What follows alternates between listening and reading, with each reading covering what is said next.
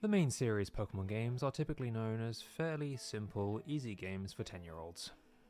This is why the Pokemon community at large came up with a set of rules that players can impose on themselves to make the game harder, known as a Nuzlocke.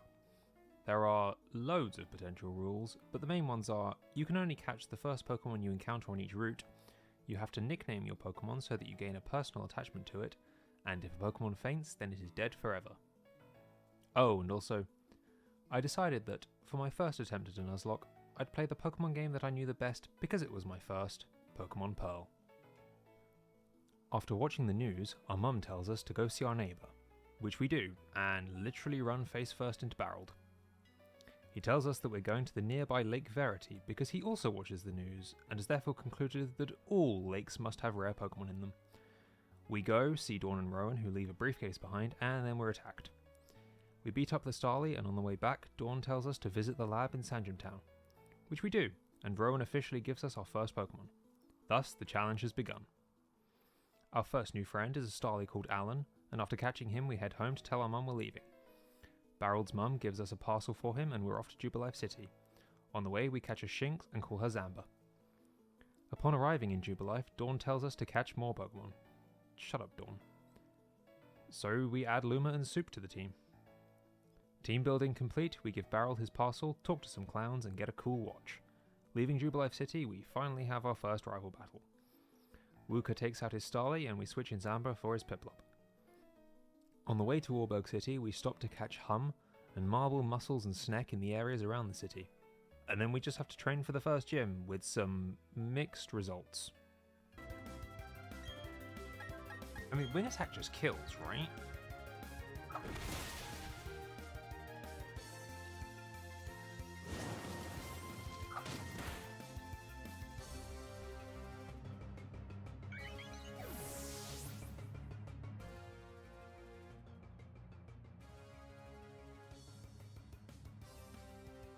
Why does this Machop have revenge? So, with our heart heavy from our first death, it's gym time. Between Luma, Wooka and Muscles, I was pretty confident that this wouldn't be too difficult, and Luma breezed through Rourke's first two Pokemon with Absorb, but then he sent out Granados.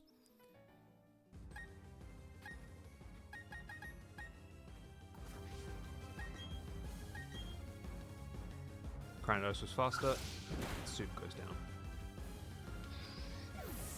Soup's sacrifice gives me a free switch into Muscles, who then kills Granados, and I get my first gym badge. Leaving Allberg, Barry tells us the next gym badge is in Eterna City, but we have to go through Jubilife to get there, so back to Jubilife we go, where Dawn and the Professor are being mugged. We beat up the muggers and head onwards. Our next stop is Floroma Town, where Team Galactic has kidnapped this girl's dad. We catch Tube the Weasel before encountering one of the smartest people in the Pokemon universe. This random grunt who loses to us but then locks the door behind him. Unfortunately for him, I'd already got the other key, but still, nice try. Moving through the Valley Windworks, we finally get to Mars, whose Perugly can be terrifying if you aren't prepared for it.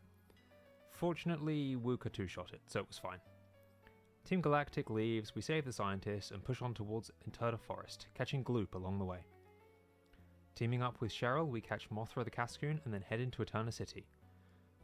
But before I can challenge the gym, we encounter a mysterious trainer named Cynthia. No, I'm sure she'll never be relevant.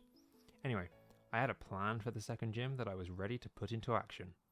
Flame Wheel, Flame Wheel, Flame Wheel, Flame Wheel, Flame Wheel, Flame Wheel, Flame Wheel, Flame Wheel, Flame Wheel, Flame Wheel, Flame Wheel.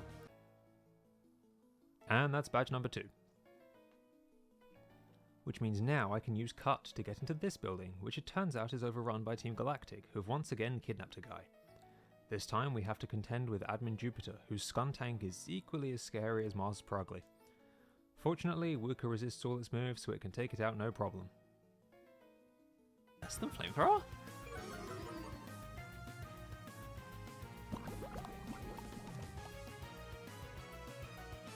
Its moveset is different.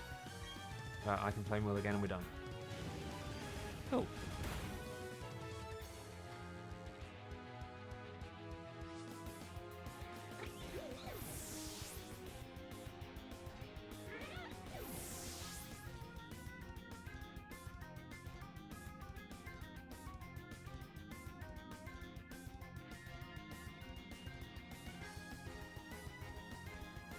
my god.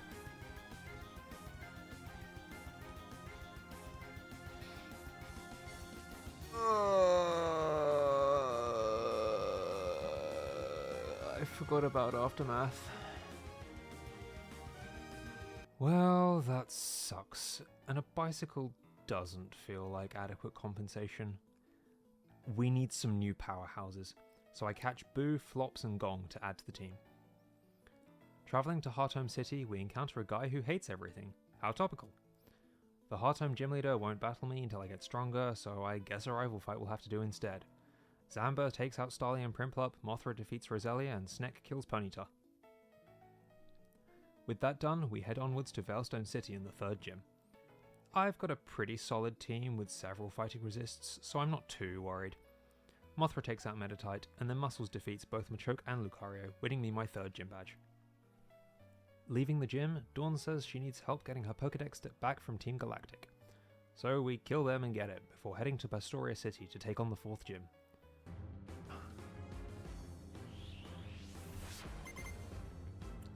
Oh, he does not have Gastrodon. Ooh. He opens Gyarados.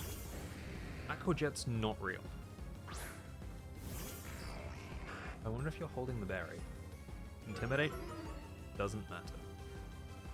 Unfortunately, there's nothing you can do. I'm going to click Thunder. You're faster than me.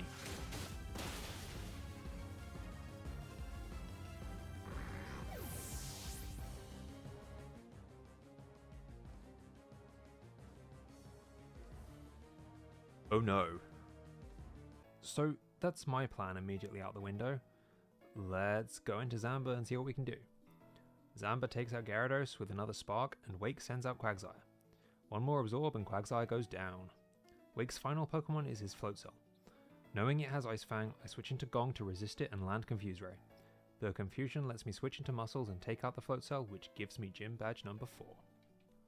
After beating Wake, we go into the Great Marsh, which is the Safari Zone in this game, and catch a Wooper, who we nickname Wi-Fi. Leaving the Great Marsh, we notice a Galactic Grunt acting suspiciously, so we chase him down, and so we beat Barry and chase on after the Galactic Grunt. Then beat him too. What, these battles aren't interesting. Running into Cynthia around the lake, she tells us to go visit her grandma in Celestic Town, and gives us the medicine to do this. Now we can go to Celestic Town. We meet Cynthia's grandma, who tells us there's someone threatening to bomb the town, which is very intense for Pokemon. So we go beat up his Pokemon and he leaves. We look in a mirror for a bit, and then it's time to find our next gym leader. It's this lady from earlier, Fantina. Zamba takes out her Drifblim, and then her Gengar comes out. Unfortunately, Roselia has to be sacrificed so that I can switch Flops in to kill it, but confusion stops that plan. A couple of switches to avoid confusion later, and...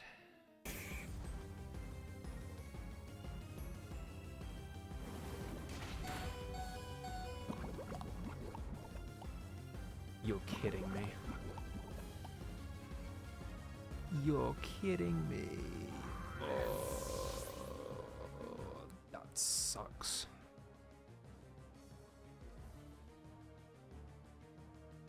Gengar being a poison type is so annoying because it means I can't use Mothra against it. Flops finally gets through the confusion, but we still have to beat her Mismagius, and the team isn't looking great.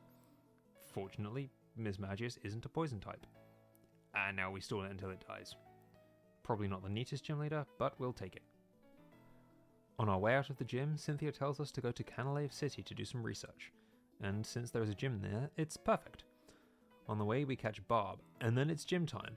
But first, Barry, as I was saying, it's gym time. My plan for this gym is to use my newly evolved Wooper. Between water and ground, it both resists and is super effective on the Steel-type gym, and is honestly just the perfect Pokemon for this gym.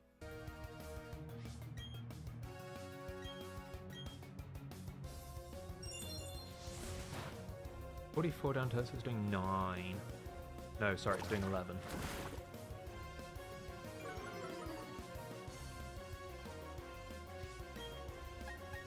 So a crit does 22. So I'm completely safe here. Do I just click Slam? Accuracy 75, that's even less accurate than Aqua Tail, never mind. Oh, I'm faster now, goodbye.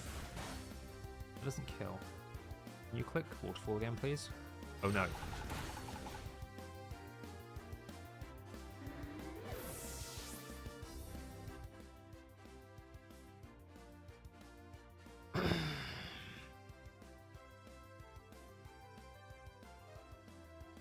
Why did it click Iron-Tail if it had Play Rough? Back to the drawing board once again. By which I mean, of course, it's Gym Leader time.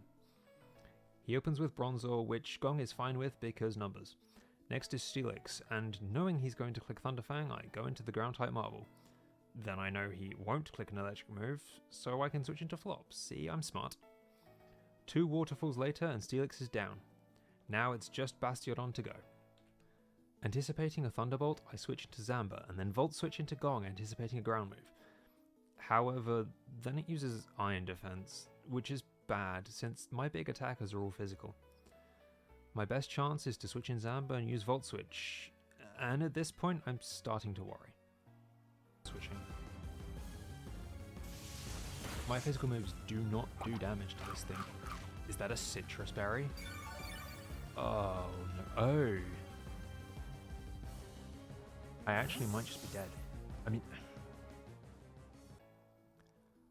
The battle from this point consists of me switching into Zamba and then Volt switching around my party until it's full restore.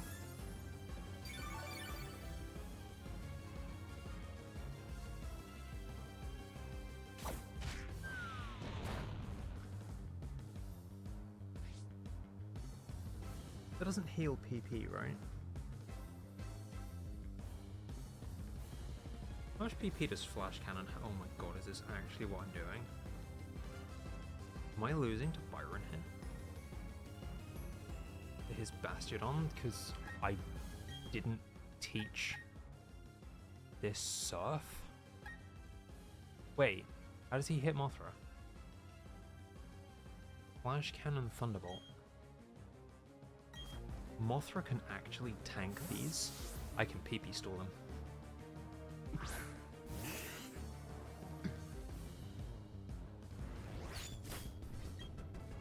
I need to little bit. This goes on for a while. Alright, fine, that's. One day I'll crit. That's fine, I'm fast, that's fine.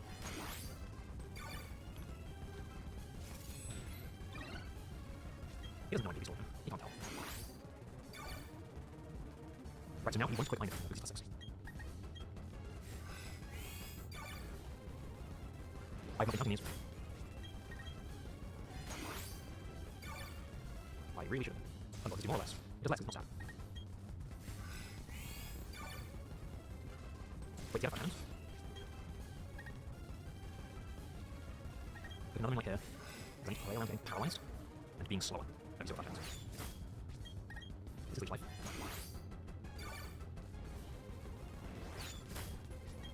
Alright, that's my last one.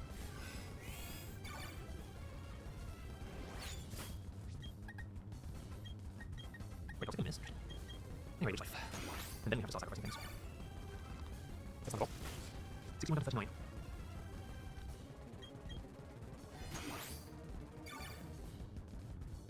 Wait a minute. And then the worst possible thing happens. He used another potion. And I came to a terrible conclusion. I think I'm dead. It is now a question of whether Bastiodon has the PP to kill my Pokemon before it struggles itself to death. Zamba tanks one Thunderbolt, and then everything is in range of dying. Gong is the first to go. And then I send Mothra out to face its demise as well. It ran out. Oh my god. It ran out of Volt Switches. Several turns of Volt Switches later, and I get the 6th Gym Badge. Now that we can use Strength, we can finally return to Wayward Cave and catch Crunch the Gibble. Then it's off to the library to meet the Professor. While we're there, Team Galactic sets off a bomb? Fortunately, it's in the place we're going next. So we head straight over to Lake Valor. Passing the flopping Magikarp, we go to the cave and find Saturn. So we beat up his Pokemon and he leaves. Assuming that stuff is going down at the other lakes, we head straight to Lake Verity and discover we were right. Battling through the grunts, we get to and challenge Commander Mars. We win, and Team Galactic leaves again. 2 lakes down, 1 to go. So here's the thing. Galba's level kind of makes no difference for the upcoming gym. It's not being sent out unless I'm about to lose.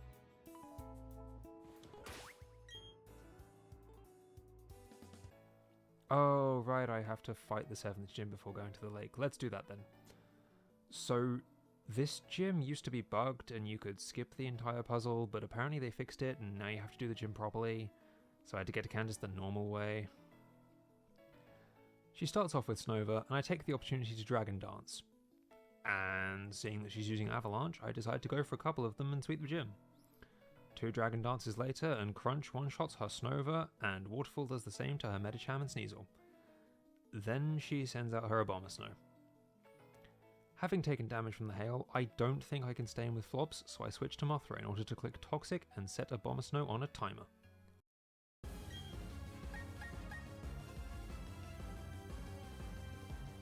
If I Moonlight, I think I'm fine. It might click Hail again.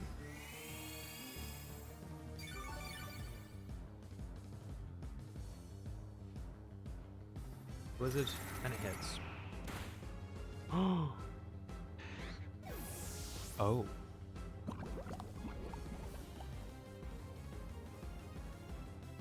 Oh no.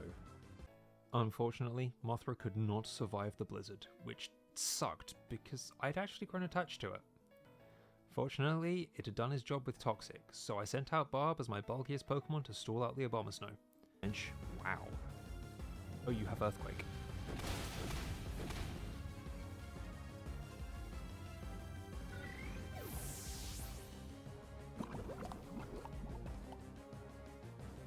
And Barb unfortunately also goes down. But that information gives me an idea.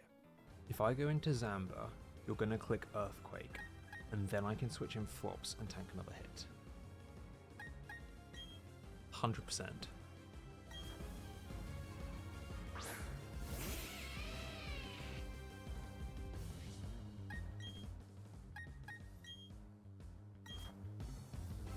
There's no way you're not clicking Earthquake there.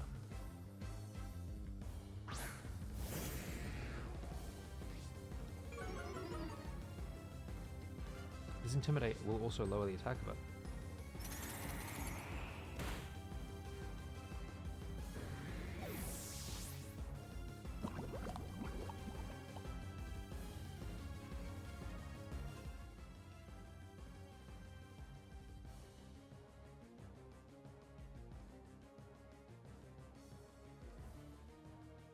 What do you mean it doesn't click Earthquake?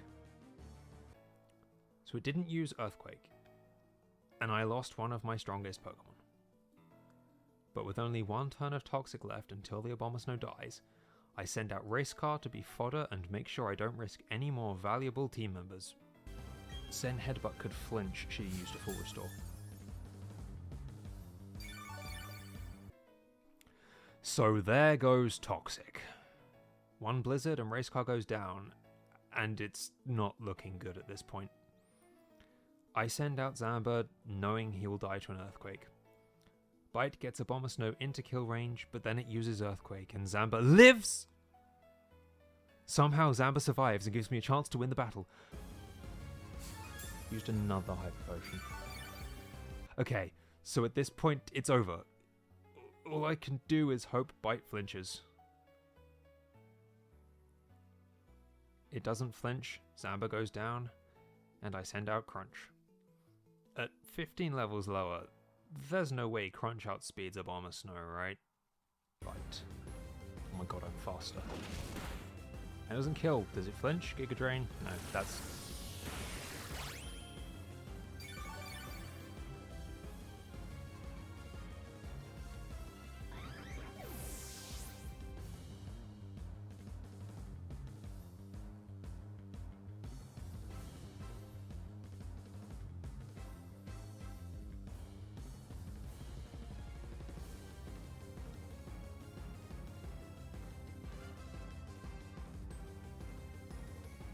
Well, I guess that's that then.